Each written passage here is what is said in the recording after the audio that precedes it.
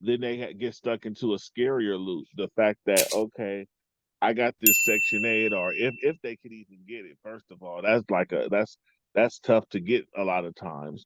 So when they finally get it, they want to hold on to it because they're like, well, dang, what's going to happen? Like this, the job doesn't pay them enough to to better themselves so far as getting any further. That's what they believe, but they actually some Section 8. Oh, I want to get into that, but just for you guys, anybody on Section 8, sometimes you can get a payout after you've been paying your own rent, and they'll still pay part of it, and they'll give you a payout to buy you a home. Somebody recently, that happened to somebody, but they're far and in between, just so people know that there is hope to get out of Section 8.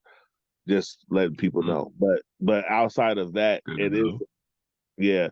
Outside of that, it's an endless loop. Because you get Section 8, and then you have these rules and these regulations that you have to abide by. And part of that is income. And so when you start making income, now you have to pay more. And so now they're in Exactly. fear, right? And it puts them in that fear of, oh, what am I? Oh man, I can't afford to feed my kids now because I got a job. They get their government assistance cut, and then they got to pay more bills.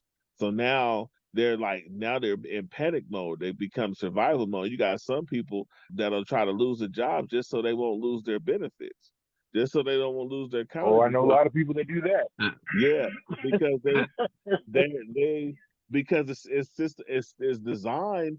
You're designed to depend on them. Anybody who wants to be in control of you wants you dependent on them. So you become dependent on that stuff because it feels nearly impossible for you to make it without it.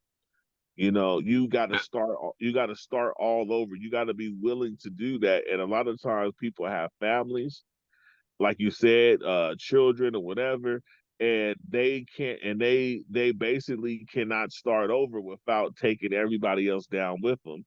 So then they're stuck in this endless ass loop, and then their kids have a freaking kid.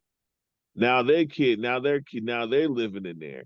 And then it just never You know, ends. And then you can't afford to take care of your grandchild and your child. So you tell your child, so you better go on down there to the county building, and it just history just keep on but repeating itself.